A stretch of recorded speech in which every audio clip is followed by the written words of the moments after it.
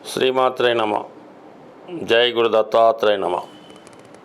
ఈ వీడియోలో మనం మకర రాశి వారికి మే 25 నుంచి 31 మధ్యలో జరగబోయే వార ఫలాలు పరిశీలిద్దాం.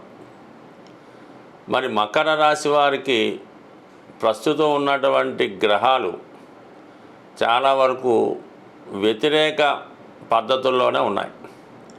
అయితే మకర రాశి వారికి వారి యొక్క ధైర్యం, కష్టాలను ఎదుర్కొనే శక్తి వలన ప్రతి నెగిటివ్ని పాజిటివ్గా మార్చుకోవడం వీళ్ళకి కామన్గా తెలిసే విద్య. అంటే ఎదటి వారి యొక్క ఫెయిల్యూర్స్ని వీరు సక్సెస్గా మార్చుకోవడం జరుగుతూ ఉంటుంది. ఎంత ఉపయోగపడని వ్యక్తినైనా వీళ్ళు వారి నుంచి ఎంతో కొంత ఉపయోగపడేలాగా అవతల వ్యక్తిని మారుస్తారు. వీళ్ళు ఆ వ్యక్తి దగ్గర నుంచి వీళ్ళకి రావాల్సింది రాబట్టుకునే ప్రయత్నం చేస్తూ ఉంటారు. సాధారణంగా వీళ్ళు ఒక కార్మిక నాయకుడిగాను, ఓ పెద్ద మేస్త్రిగాను, అలాగే ఏదన్నా ఒక సాఫ్ట్వేర్ సంస్థలో టీం లీడర్గానో ఉండడం జరుగుతూ ఉంటుంది. అంటే వీళ్ళు సాధారణంగా బాగా పనిచేసే వాళ్ళ గురించి పెద్దగా ఏమి పట్టించుకోరు. వాటి పని వాడు చేసుకుంటాడే అనుకుంటారు. ఎవడైతే పనిలో సామర్థ్యం చూపలేకపోతున్నాడో, ఎవడైతే పదే పదే వృత్తిలో మిస్టేక్స్ చేస్తున్నారో వాడిని గమనించి వాడికి క్రమశిక్షణగా వాడి మీద చర్య తీసుకొని వాడికి విద్య నేర్పి 1-2 సార్లు ఆ పని నేర్పి వాడిని మళ్ళా గాడిలో పడేవాడుగా సమర్థవంతంగా వాడిని దారిలో పెట్టుకొని వీళ్ళు సక్సెస్ సాధిస్తూ ఉంటారు ఈ మకర రాశిలో ఉన్నటువంటి రాశివారు. అంటే ఈ రాశికి శని అదుపట్టు అవటం వల్ల వీళ్ళు సహజంగా కార్మిక నాయకులు అవటం వల్ల, అంటే పూర్వం అంటే ఏదో దేహంతో కష్టపడే ఈ శ్రమ ఎక్కువ చేస్తుండవు, ఈ రోడ్లు వేయడం, చెట్లు కొట్టడం అవన్నీ జరుగుతుండేవి. ఇప్పుడు అంతా టెక్నాలజీ మారడంతో అంతా సాఫ్ట్వేర్ టెక్నాలజీ కాబట్టి ఎప్పటికప్పుడు దేనికి అదే శ్రమ, దేన్నైనా వీళ్ళు సమర్థవంతంగా పని చేయించగలరు, చేయగలరు. అయితే ఇప్పుడు ఈ రాశి వారికి శని ఒక్కడే 3వ స్థానంలో సంచరిస్తూ వీరి యొక్క విజయానికి కారణం అవుతున్నది. ఒక పని అయిన తర్వాత ఇంకో పని రెడీగా వీరికి ఉండడం జరుగుతూ ఉంటుంది.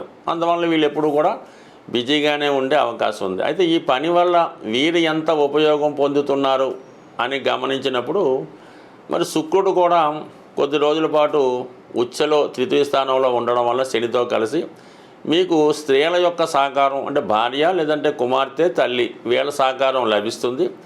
అలాగే ఈ రాశిలో ఉన్నటువంటి స్త్రీలకి నూతన ఉద్యోగ అవకాశాలు లభిస్తాయి. అలాగే పోగొట్టుకున్న పదవి లాంటిది ఏమైనా ఉంటే తిరిగి మీకు అది లభించే అవకాశం ఉండదు. ఎందుకంటే మనకి ఏలినాడ్స్ అనేది పూర్తి అయిపోయింది కాబట్టి కొంతకాలం సస్పెన్స్లో ఉన్నా, ఇంకో చోట ఉన్నా, లేదంటే మీ పార్టీ అధికారం లేక వేరే పార్టీ అధికారం రావడం వల్ల ప్రస్తుతం మీకు మళ్ళీ ఒక కొత్త పదవి, కొత్త హోదా ఎస్పెషల్లీ స్త్రీలకు రావడం జరుగుతూ ఉంటుంది. అలాగే అబ్బాయిలకి, మగవారికి మీరు ఏదైనా ఉద్యోగం మారే ప్రయత్నం చేస్తే ఈ సమయంలో మీ యొక్క ఉద్యోగం ఇష్టపూర్వకంగా మారచ్చు. కొన్ని సందర్భాల్లో ఉద్యోగం పోవడం వల్ల ఉంటుంది. ఇప్పుడు మీరు మీ యొక్క డెవలప్మెంట్ కోసం, ఇంకా మీ యొక్క సామర్థ్యానికి తగిన ఉద్యోగం కోసం వెతుకుతుంటే 100కి 100 మీకు కొత్త ఉద్యోగ ప్రయత్నాలు ఫలించే అవకాశం ఉన్నది. ఇంతవరకు ఓకే. మరి సప్తమంలో ఉన్నటువంటి కుజుడు, ఇది ఏమవుతుంది, వృత్తిలో చాలా బిజీగా ఉండడం వల్ల భార్యాభర్తల మధ్య ఒక విధమైనటువంటి అవగాహన లోపం రావచ్చు, కొంతమంది మధ్య ఈగో ప్రాబ్లం రావచ్చు.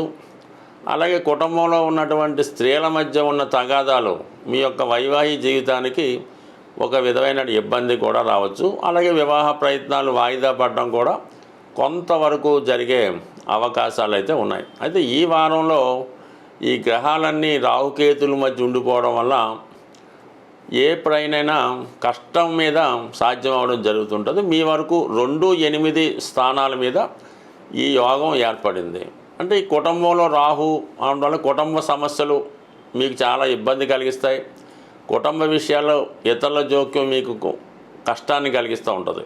ధనం విశేషంగా ఖర్చు అవుతూ ఉంటుంది. అష్టమంలో కేతు కొన్ని అనుకోని సమస్యలు, నిందలు, అపవాదులు వచ్చే అవకాశాలు ఉన్నాయి. అందువలన కంపల్సరీగా ఈ రాశి వారు ఈ వారం ఈ కాలసర్ప దోషం ఉండగా మనం చెప్పినటువంటి ఇప్పుడు ఈ చెప్పిన పరిహారం మీరు జాగ్రత్తగా చేసుకుంటే ఈ సమస్యలు కొంతవరకు, అంటే ఏదైతే కుటుంబ విషయాలు, ఆర్థిక సంబంధించిన విషయాల నుంచి చాలా వరకు రిలీఫ్ వచ్చే అవకాశం ఉంటుంది. స్వస్తి. పర్టికులర్గా ఈ వారం ఏర్పడినటువంటి గోచారరీత్యా ఏర్పడినటువంటి కాలసర్ప దోష ప్రభావం వల్ల వివిధ రాశుల వారికి వస్తున్నటువంటి ఇబ్బందులు తొలగాలంటే ఈ రాహు కేతు గ్రహాలకి పరిహారం చేసుకోవాల్సి ఉంటుంది. అవకాశం ఉన్నవాళ్ళు లోకల్గా చేస్తున్నటువంటి దేవాలయాల్లో రాహు కేతువులకి పూజా విధానం ద్వారా పరిష్కారం జరుగుతూ ఉంటుంది. అది శ్రీకాళహస్తి లాంటి దేవాలయం అవ్వచ్చు, మన హైదరాబాద్లో వినాయకుడి యొక్క ఆలయాల్లో ఈ విధమైన చర్య అంటే ఈ విధమైన పూజ చేయడం జరుగుతూ ఉంటుంది. అది కుదరని వాళ్ళు ఏంటంటే పర్టికులర్గా మరి విఘ్నేశ్వరుడు యొక్క ఆలయంలో వినాయకుడికి గణపతి హోమం చేసుకోవచ్చు, గరికతో అర్చన చేసుకోవచ్చు. లేదంటే ఒక 700 గ్రాములు ఎండు ఖర్జూరం తీసుకోవడం, స్వామివారికి నైవేద్యంగా సమర్పించి ఆ ఎండు ఖర్జూరాన్ని అక్కడ ఉన్నటువంటి భక్తులకి పంచిపెట్టడం వల్ల కేతుగ్రహ అనుగ్రహం లభిస్తూ ఉంటుంది. అలాగే ఏంటంటే ఈ డ్రై ఫ్రూట్స్కి కూడా కేతు కారణం అవుతుంటాడు. ఈ డ్రై ఫ్రూట్స్ పంచిపెట్టడం వల్ల, అలాగే అక్కడ ఉన్నటువంటి ఏ టెంపుల్లో ఉన్నటువంటి సన్యాసులు సాధువులు లాంటి వారు కాషాయ డ్రెస్ చేసుకొని ఎవరైతే ఉంటారో వాళ్ళకి ఈ ఎండు ఖర్జూరం ఒక 5 రూపాయల కాయిన్ పంచిపెట్టడం వల్ల, అలాగే విఘ్నేశ్వరుడికి ఉండ్రాళ్ళతో హోమం చేయడం వల్ల కేతుగ్రహ సహకారం లభిస్తుంది. అలాగే రాహు ఇంపార్టెంట్గా అమ్మవారికి కనకదుర్గ అమ్మవారు అవచ్చు, ఏ శక్తి స్వరూపంలో ఉన్నటువంటి అమ్మవారికైనా విధి విధానంగా కుంకుమర్చన చేస్తూ ఒక నిమ్మకాయల దండ అంటే ఆకుపచ్చ రంగుతో ఉన్నటువంటి నిమ్మకాయలతో తయారు చేయనటువంటి దండ అమ్మవారికి సమర్పించడం వల్ల, అలాగే ఇంట్లో మీరు ఏదైనా ఒక పప్పుతో చేసినటువంటి వడలో గారెలో అది తయారు చేయించి ఒక 4 వడలు ఒక ప్యాకెట్గా చేసి ఎవరికైనా భక్తులకో అక్కడ ఉన్నటువంటి బీదవారికో బెగ్గర్స్కో పంచిపెట్టడం వల్ల రాహుగ్రహ సంపూర్ణంగా ఫలితం వస్తుంది. అలాగే మీరు దుర్గా అష్టోత్తరం పారాయణం చేయడం వల్ల, దేవి ఖడ్గమాల చదవడం వల్ల ఈ యొక్క దోష పరిహారం అవుతుంది. అలాగే ఈ రాహు కేతువులు మీకు అనుకూలంగా మారాలంటే ఏదైనా ఒక మంగళవారం అంటే వారంతో నిమిత్తం అయితే లేదు, ఏదైనా అమ్మవారి టెంపుల్లో గుమ్మడికాయ, తిని గుమ్మడికాయ అంటారు, తీపి గుమ్మడికాయ అంటారు, ఆ గుమ్మడికాయ సమర్పించడం వల్ల మీకు ఈ రాహుగ్రహ అనుగ్రహం లభిస్తూ ఉంటుంది. అలాగే విపరీతమైనటువంటి టెన్షన్లో బాధల్లో ఉన్నారు, ఏదో ఇంకా జీవితంలో ఇంకా పనికిరాదు అనుకున్న వాళ్ళకి అమావాస్య రోజు ఈ బూడిద గుమ్మడికాయతో దిష్టి తీయించి దాన్ని బ్రేక్ చేయడం వల్ల మీకు ఈ దోష పరిహారం జరిగే అవకాశం ఉంది. అంటే దిష్టి తీయడం అన్నది చాలా వరకు పూర్వకాలంలో ఉండేది, రాను రాను అది పోవడం జరిగింది. ఇప్పుడు కూడా ఈ రాహు కేతు దోషాలకి ఈ విధంగా బూడిద గుమ్మడికాయతో కానీ, నిమ్మకాయతో కానీ, అలాగే ఎండుమిరపకాయలతో కానీ, ఉప్పుతో కానీ దిష్టి తీసి దాన్ని పొయ్యిలో వేయడమో ఇలా రకరకాల చర్యలు ఉన్నాయి. ఈ దిష్టి తీసే కార్యక్రమం ఎవరైనా పెద్దవారితో తీస్తే అది ఫలితం ఉంటుంది.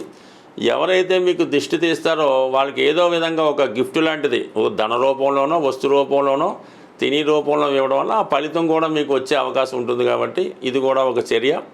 ఏదేమైనా రాహు కేతువులు చిన్న చిన్న పరిహారంతో సంతృప్తి చెంది మీ మీద ఉన్నటువంటి నెగిటివ్ ఎనర్జీ తొలగించి మిమ్మల్ని పాజిటివ్ వైపు ప్రయాణించే విధంగా చేస్తారు. మీ జీవితంలో మీ జాతకంలో ఉన్నటువంటి అదృష్ట యోగాలు అంటే శుక్రుడు కానీ గురువు కానీ మంచి ఫలితం ఇవ్వాలంటే కంపల్సరీగా రాహు కేతువులకి పరిహారం చేసుకుంటే ఆ 2 గ్రహాలు మీకు మంచి ఫలితాలు ఇచ్చి ఐశ్వర్యవంతులుగా మారే అవకాశం ఉంటుంది. స్వస్తి.